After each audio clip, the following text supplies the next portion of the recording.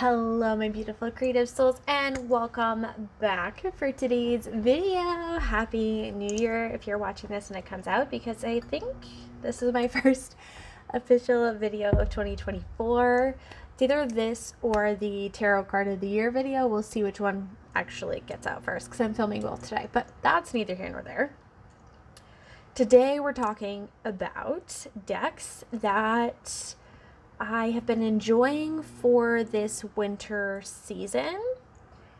Now, this deck list could be very long because I use a lot of different decks. I just pick a deck based on my mood. Usually I tend to gravitate towards certain ones, but there's like 20. So in order to make this list shorter, I have left off of the list all of the decks that I mentioned in my previous video, which was the 2023 standout decks. That was the Tarot of the Haunted House, the Witch's Tarot, the Witching Hour Oracle. I lied. The Witch's Moon Magic Oracle cards do make another appearance in here. What else was there? Ask the Witch Tarot. I know there's another one that's escaping me at the moment, but all of those decks in that video were also on this list, but for the sake of brevity, they're not. So I will leave that here if you did not watch that, so you can go watch that and complete the list. But I acquired some new decks. I have a few decks that are favorites and a few decks that I didn't previously connect with, but they surprisingly made an appearance. So we're going to go with the favorites first because I selfishly want to go there first. This is probably my most exciting purchase. So in November was my birthday. I turned 30, and as a gift for myself, probably at the end of October or so, I ordered a couple of decks, and you're going to see the 3 decks that I purchased in this video. But this was the first one, and this is Madame Endora's Fortune cards. Now, this was a deck that I literally, had never heard of.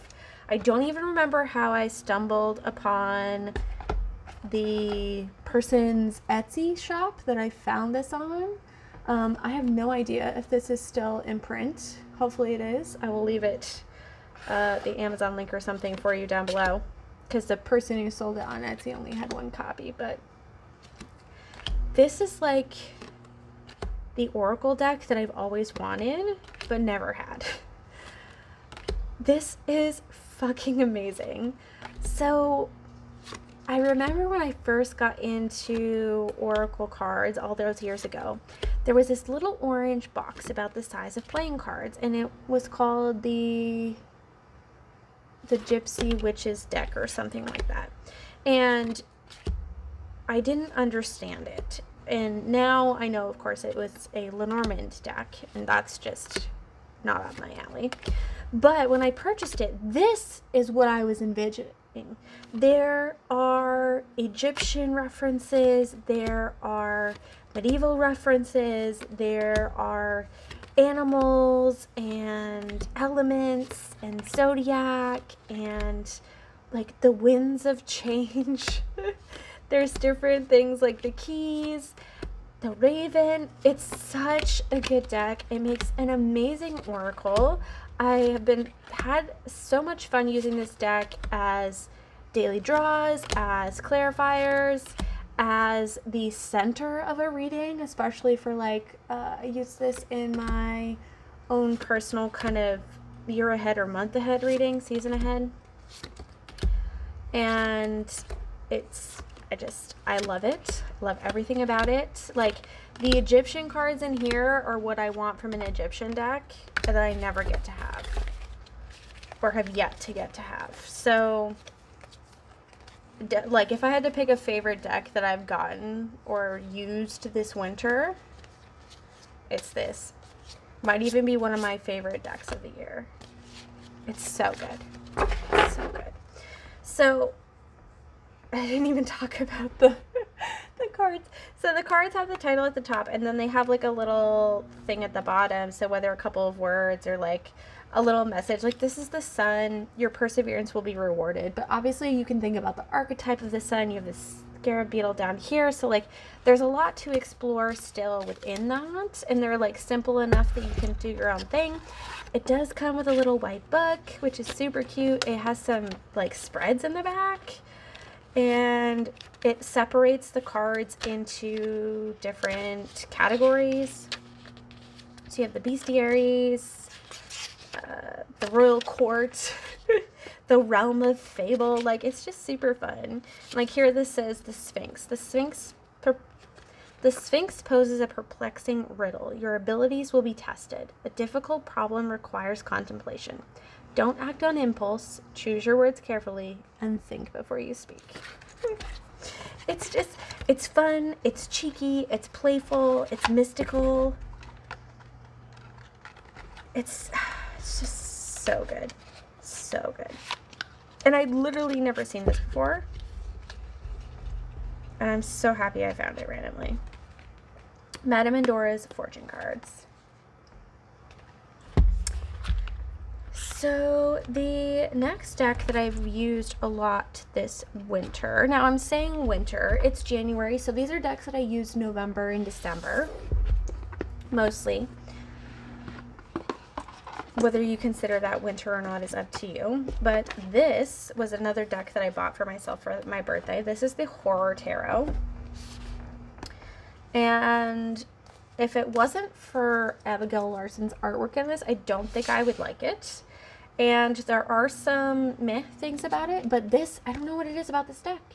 I've used it in courses, in rituals that I've provided. I've used it in year ahead readings for people. I don't know what it is. It's just so fun. Now, one thing that really sucks is all of the titles are in red foil and you can't read them, like, barely. Like, I can barely read them. I have to hold them in, like, the exact right light to get the light to hit it just right.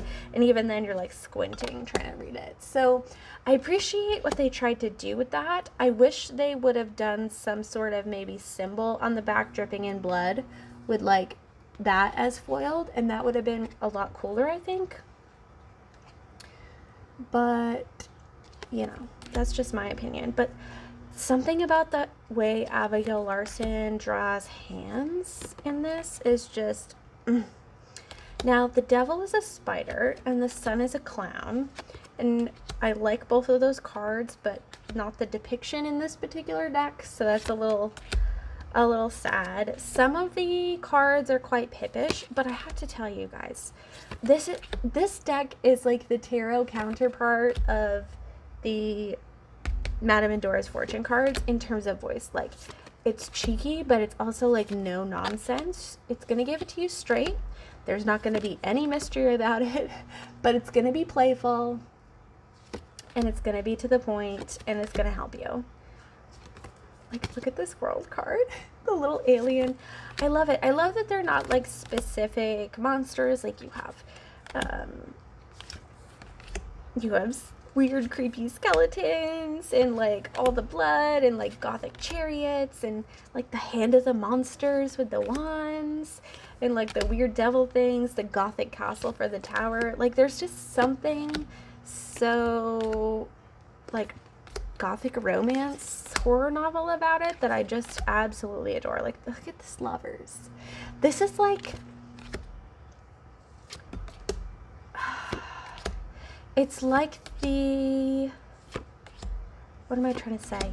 I'm thinking of my Haunted House Tarot, but this is like more of that playful, actually like storybook horror version of my Haunted House Tarot. It has that same kind of story theme running through it. Again, some of the pip cards are kind of meh, but for the most part, I mean, Headless Horseman for the Knight of Cups. These weird creatures, I don't even know what that is.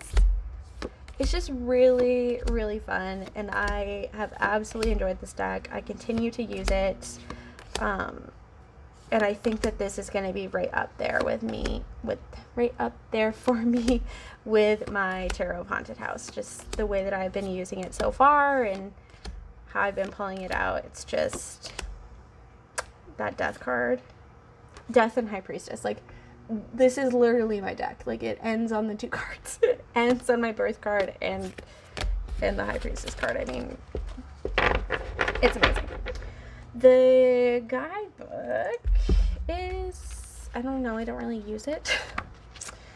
It's okay. When you do want to use it, I do say it like adds a fun little something. Like, here's the High Priestess. This says, a high priestess is feared for her feminine energy and decisive judgment. Like an evil sorceress who sees into situations and knows instinctively what must be done at the right time, you decide your fate with confidence.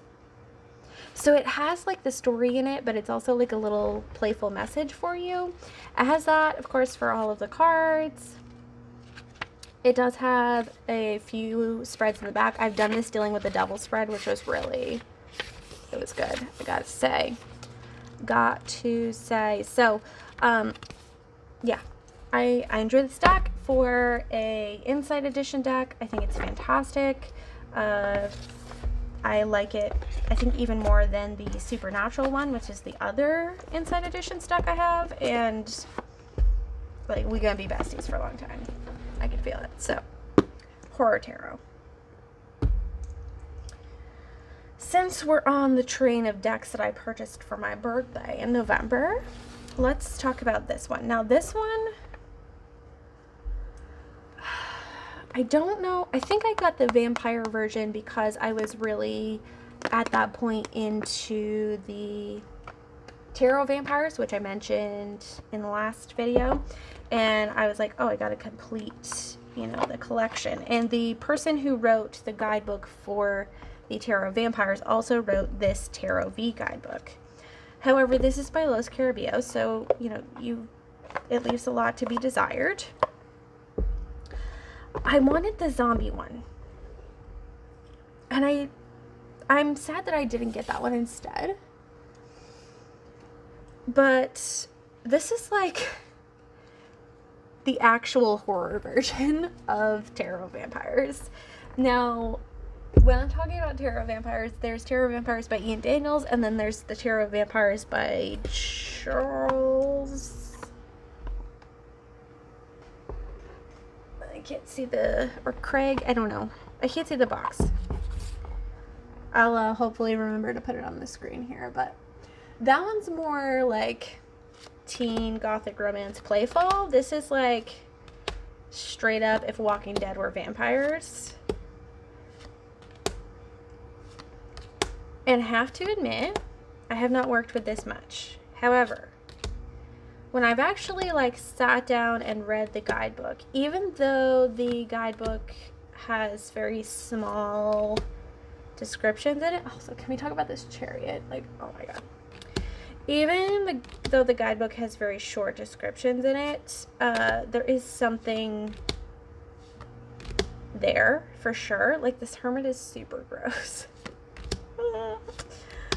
So I'm not in love with it, but I don't dislike it.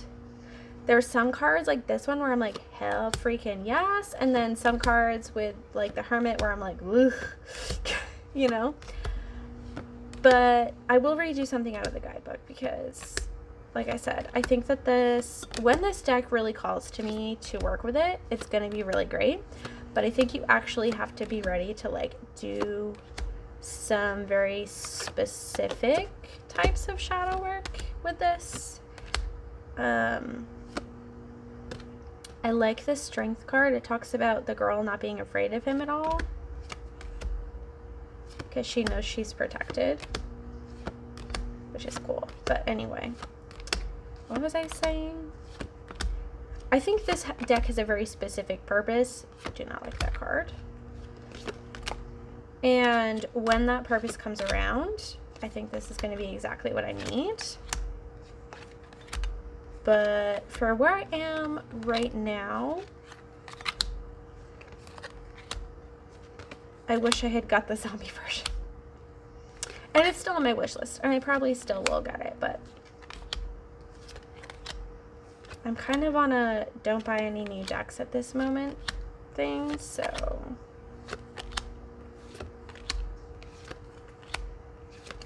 that is the Tarot V. Let's read a little blurb from the guidebook.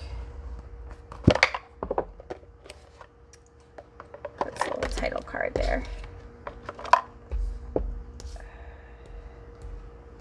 Two of Swords.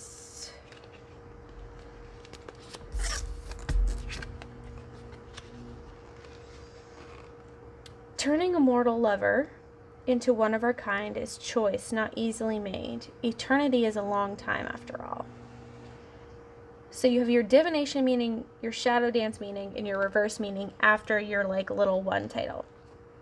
So divination meaning, you face a challenging decision. Reflection and meditation are required before you can be certain of your next steps. Release attachment to results, determine what information you truly need, and seek it out. Shadow dance. Hesitation can easily appear to be a lack of conviction. This shadow urges us to rely on instinct when our intellect asks us to pause and wait. Reversed. No easy choice is available, and you may become overloaded even trying. Try to take a few of the first tentative steps. So I love that it breaks down the reversed as separate from the shadow, also separate from the divination meaning, and you also get like that like one title about whatever's happening on the card itself. So like even for a small tiny paragraph, like there's a lot to unpack there. And like I'm not saying I don't like it, I just haven't really worked with it yet. Yeah.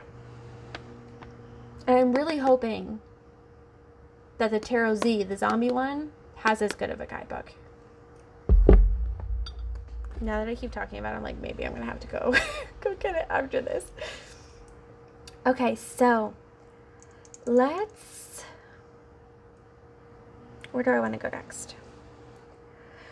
Since I'm not super connected with that deck, let's segue into these two decks. So, oh, this deck was also a birthday purchase. We'll get into that one after. This deck, the Compendium of Witches, was a deck that I have been on the fence about after getting it. I didn't really connect with it. I still don't really connect with it, to be honest. However,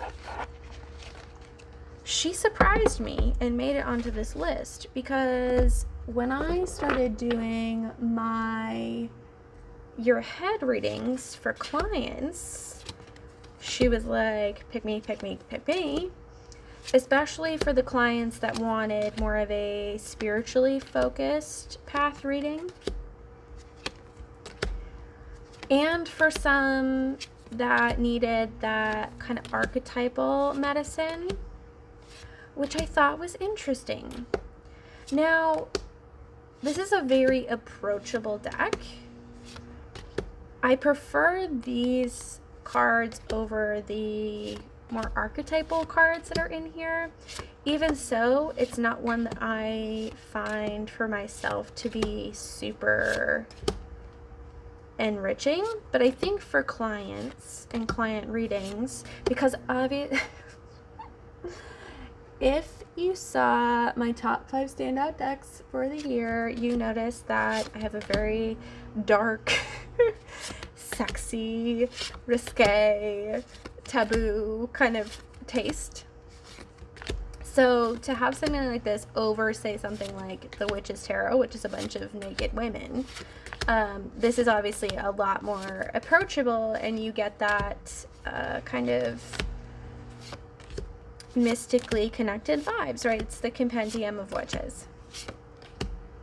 So I'm not saying I'm in love with this deck. I'm not even saying that I used it for myself a ton, but I am saying that she came forward for clients, she made quite an appearance, and she read like a dream. So if you feel called to this deck, I think it's very potent. if it speaks to you. It does not speak to me, but apparently it needed to speak to other people, so that's why it found its way into my life. And I'm okay with that. I'm okay with that. So I just wanted to share that one and give you like a little update on it, because I know I'd shared it in previous videos and was like, meh. So there's that.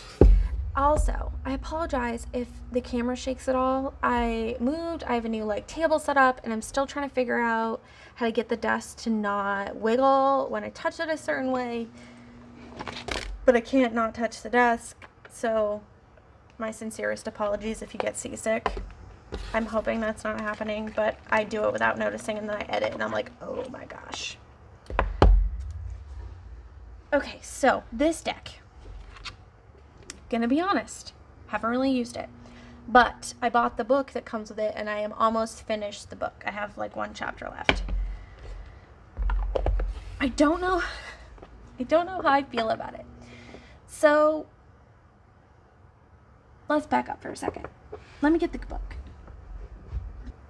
Okay, so as my husband Chris would say, this is the Black Moon Lilith Rising book. I'm not going to try to butcher this person's name.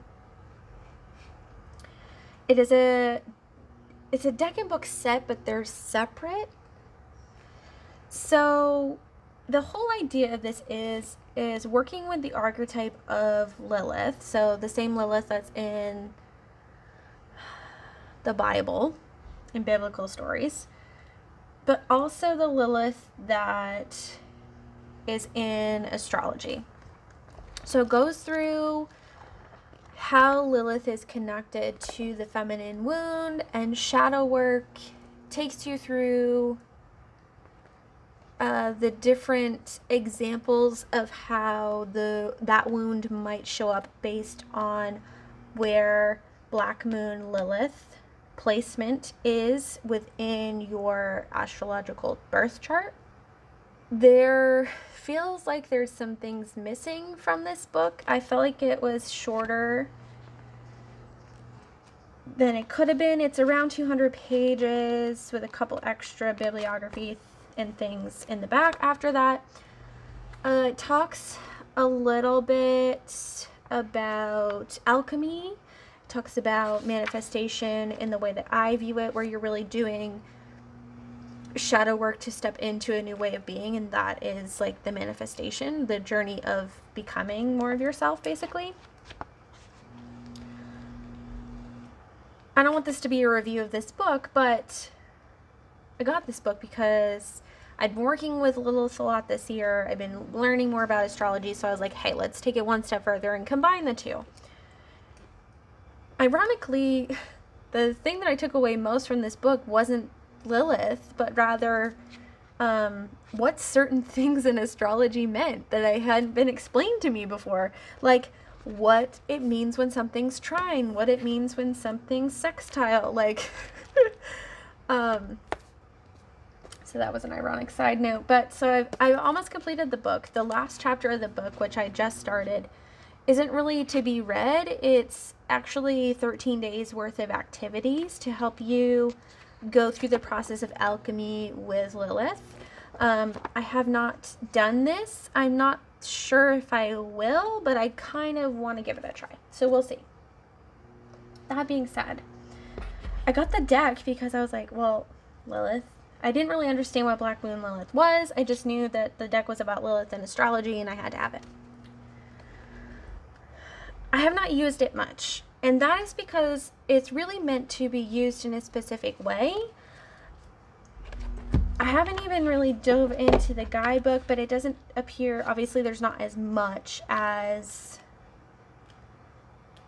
there is within the book because there's a whole separate book. It does appear to explain the different stages of alchemy, which I think is cool. It has some spreads, which the author suggests within the book during those like rituals at the end to use the spreads in this book that correspond. So I think it's cool that they go together. Let me show you the cards.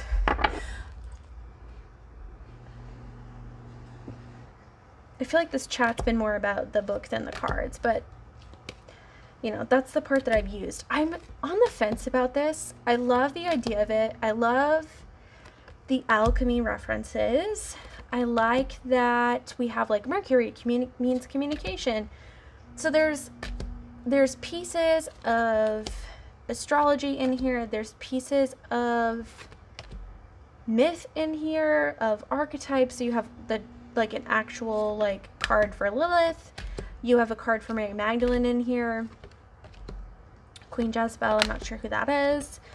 But then you also have cards that represent, so we have the planets, cards that represent the different placements of Black Moon Lilith. So if you have a Black Moon Lilith in the sign of Capricorn, that gives you the superpower of elevated status. If your Black Moon Lilith in Sagittarius, it helps you free yourself. So the Phoenix is in here. Adama, Earth Mother, Shadow Release. I love this one for putrefaction. So I think it's interesting. I think the way that the people look like video game characters freaks me out a little bit. Like, they don't really look human, but they look humanoid-esque. I always, for some reason, the word that comes to mind whenever I see things like this is animatronic. And I know that's not correct, but to me that's how that feels. This is, of course, focused on partially, so Black Moon Lilith is the name of the placement. Part of the Lilith wound is also part of like the overall feminine wound, which is linked to actual oppression of Black women. I, of course, am not, but the author explains in the book that doesn't matter. We still all share a similar wound because we're all part of the collective and we're all one. So I thought that was really nice. A deck that I'm interested in exploring, that I got, that I like, book review. I don't know, that seemed random in there, but I wanted to share it. This is my video. I'm reminding myself of that, not you. Obviously, you're only here if you want to be here, so I'm not going to apologize. Moving on. All right. Let's do another oracle deck. This oracle deck, I'm not even going to show you all the cards of because it's not about the oracle deck at all. It's about the guidebook. This deck I've been keeping in my nightstand since we moved. It was kind of one of those decks that was out as we were transitioning. This deck as a deck itself really sucks. Sorry, not sorry. Personal opinion. Just because, of course I say that, and this is like a good card. But most of them, there's another good card. There are a few animals in here and a few nicely depicted art pieces. But the entire deck, here's my issue. The entire deck is in this white scale. I guess you could understand that, right? It's the white light oracle. But you cannot pull a card and know what the F it means. Like, you pull a card and then you read the guidebook. Like, there's no pulling a card in a spread for you're not getting any clarification with this without reading the book. It's not an intuitive reader. It is a deck that you use for the sole purpose of getting a card to point you towards the message that you need to hear contained within the guidebook. But like I said, the animal cards are good, but like these ones do nothing for me. Anyway, the reason I have this next to my nightstand is because I was having, I don't want to say a hard time, but like, you know, sometimes you just need that like nice oracle message. Like, you want a message from spirit, but you don't want to have to work for it, or like you're not really in a space to like hear the message, but you need to like hear the message. You get what I'm saying? So that's what this deck is great at. So it has like a little blurb as like a message from the card. Then, I mean, this is Alana Fairchild. We all know, if you have any of her decks, you know how they go. There's a little blurb about this specific card. Then you get a whole bunch of information about what's on the card, its message, its meaning in the larger world to Alana Fairchild, like so much to digest. And then you get some kind of like healing process, which usually involves like a quick visualization, put your hand on your heart, say these kinds of things. And it just has really comforting messages in it, especially if you're going through a time of transition, especially if you're on a point where you're like kind of doubting anything about your path. Not so much doubting, but just you just want to feel reconnected again. This is a really great deck for that, and it really helped me. I don't reach for it as much within the past few weeks, but definitely like during the end of November through most of December, this was like every night I was pulling a card just to like read the message and have a little something to like soothe me and drift off to sleep with. So that is the White Light Oracle. Not great as an oracle, but great as a little actual oracle message from the guidebook. As always, links will be below. I just realized I have a lot of oracles. Actually, I think I have an even number. No, I have more oracles. Sometimes I do like a video and I'm like, oh my gosh, it's all tarot. And then the next video I'm like, it's all oracle. I do have 2 tarot decks left. So if you're only here for the tarot, don't fret. But all my oracle babes I know are super happy right now. This is the Witch's Moon Magic Oracle cards. And I said I wasn't going to repeat decks that were in my standout decks for the year, but I used this one so much and I just felt she had to be in here. First off, can we just like, yes, and like the shuffle, they're like, they're not too stiff and they're not too flimsy, and they just glide beautifully, but they're not slippery, and they're so pretty. And I just love them. This deck has that same thing where some of the images are like too unreal but trying to be real, but most of them I can kind of get behind. This deck, if you are on a mystical path, if you do spell work, if you like that dark gothic witchy aesthetic, if you like having double keywords, so like here we have blood, moon, and superstition, if you want to do path work for your path, spiritual path, clarification readings, year ahead readings, like this deck came out for all of it for both me and clients in December, and it was phenomenal. This was already obviously a deck that I really enjoyed because it made it on my standout decks for 2023 list, but it was one of those decks where I used it a lot for months and months, and then I put it away, and then when she came back out in December, she was like, let's go, like hit the ground running, we're gonna talk about some shit. This is one of my favorite cards. And I really enjoy it. I really enjoy it as just using the deck itself, but I also love the guidebook.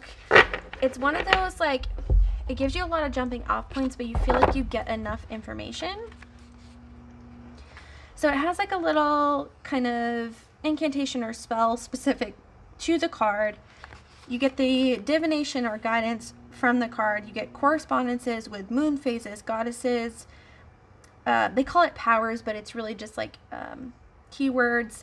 And then it gives you an idea for a ritual. So whatever you like are feeling pulled to when you pull out this deck, like she's gonna be there for you. And just the overall experience with this deck, it's such an empowering deck. It like doesn't pull any punches, but she's gonna tell you the truth kind of thing. And I feel like it's extra empowering because of those like magic and mystical touches. Like you really feel like, okay, fire, moon magic, ignition, like holy shit, love this imagery, can get so much off it. But also I have all of that to unpack in the guidebook if I wish to. So she got mentioned again. She's been amazing. I love her. I'm sure she'll keep coming out. All right, last oracle deck. I think I might have said that one was the last oracle deck, but I forgot about this one because she's out of her box. This is the Seasons of the Witch Yule Oracle. Be still my beating heart with this one. When I first got it a couple of years ago, I hated it because I'm going to be honest with you, I do not like holidays. I do not like Christmas. And obviously this is a Yule deck, but it still has those same like Father Christmas right there. And ornaments and shit like that. And when I first got the deck, I got nothing but those cards. I got nothing but Father Christmas and ornaments and like poinsettias and like one other card. And they were all like heavily Christmas themed. But since I have used it this year, I've gotten so many of the other cards and have not yet gotten Father Christmas. And let me tell you, this deck is amazing. I'm using it right now for my Liminal and Gathering ritual offerings over on my website. And the crone card is not in here because I have it pulled out because that was like our first card that we got as a blessing for that first ritual, and it hit it home. It knocked it out of the park. And I love the poems on the bottom. They just have such a way of articulating exactly what I'm talking about in such a poetic way. Like this crone card sitting on my altar at the moment. But I did the whole like ritual with my group there. And at the end, I pulled this card as a blessing. And it says, the wisdom, friends, the honor in which weaves within blood, a harrowing call from the depths of your sacredness. And it just so poetically summed up everything that we did in that ritual. We like called our pieces of ourselves out of shadow. We celebrated things that we had accomplished. We brought ourselves back into wholeness. We talked about having ourselves as whole and having our essence kind of pulsing within our blood and recognizing how sacred we were so that we could move forward, manifesting into the new year from that place. And that card just like said it all. It was so good. So I've been using this, will continue to use this, really enjoying the Seasons of the Witch Yule Oracle. Now, speaking of, I've been talking about doing client readings and your head readings and the ritual things and all that. All of those offers are still available on my website. If you want to explore that, book a reading, take the rituals with us for the new year, whatever you're interested in, there should be links down below for you to explore if you want to do that. Would love to have you. All right, last two. I can't wait to share the last one with you. So we're gonna go here first.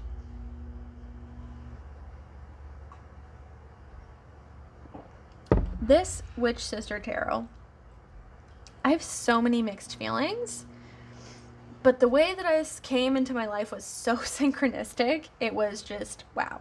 So I don't pre-order decks usually. It's just not something I do unless I'm like 100% sure I want it and there's like a really good pre-sale price, you know, on Amazon or something. I don't get it. I hadn't seen any of these card images, but in April of this year, for some reason, I saw this, I read the description online, and I hit pre-order. And the year went by, and I would see from time to time, like, oh yeah, I pre-ordered that. And then people started getting their copies, like pre-advanced preview copies, and I didn't look at any of the videos. Usually, even if I have a deck coming, I'll still watch the videos to see what other people thought of it. I just enjoy that. But I was like, no, I'm not going to watch any. And then, buckle up, by the way, story time. And then, I should probably show you the cards while I ramble on.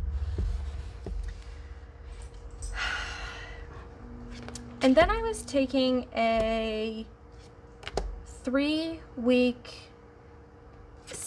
collection of ceremonies or rituals with Riona Rising. And they were about psychic channeling. And during one of the ceremonies within that container, I experienced a vision. And I don't really want to go in depth into it because that was obviously personal for me. But one of the symbols I was shown was of a stag. There we go. There he is.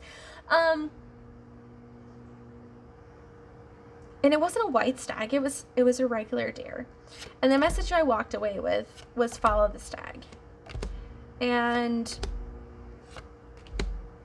I was like, I don't know what the F that means, but okay, because Spirit likes for me to decode things, and I'm a Scorpio. I fucking love mystery, so I shouldn't be surprised, and really it's probably the best way for me to get messages. But anyway, I got that message. About a week later, this arrived, and I opened it, and lo and behold, the Magician card of all cards was the stag. And it just felt so beautifully synchronistic, and it felt so fated because, like I said, I pre-ordered this in April, and it came in December at the perfect time.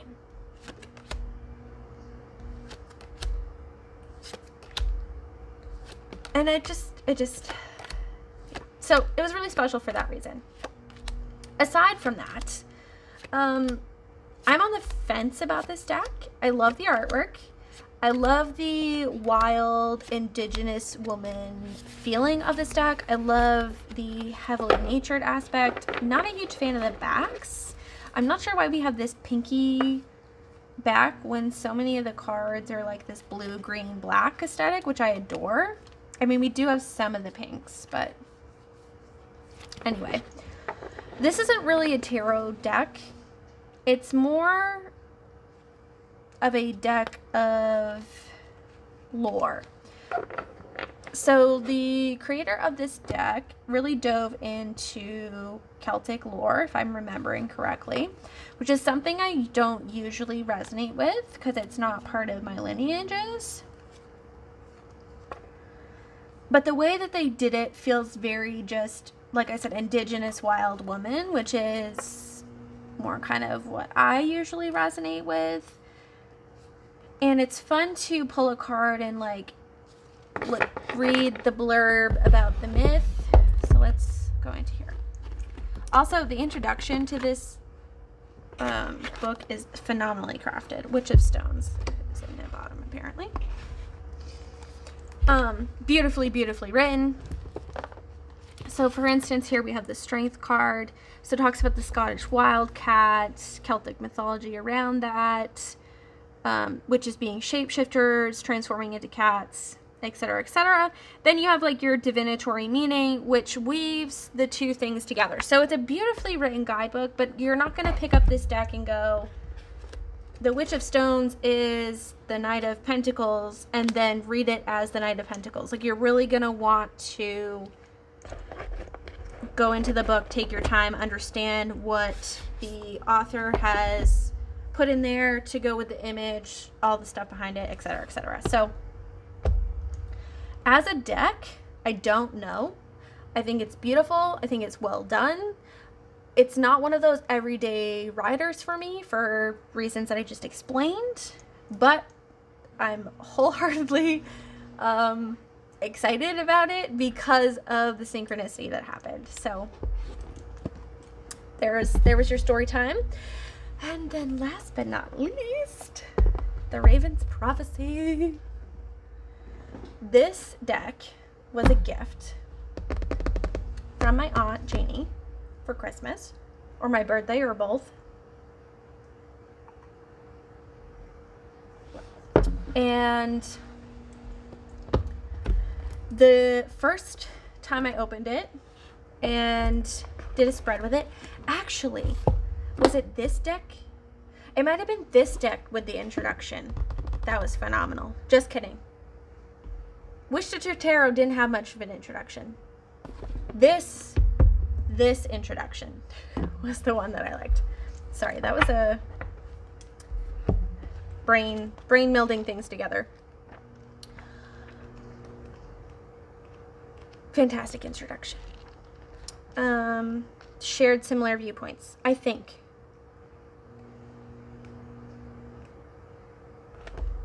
Now I'm confusing myself. That's neither here nor there. What I want to say.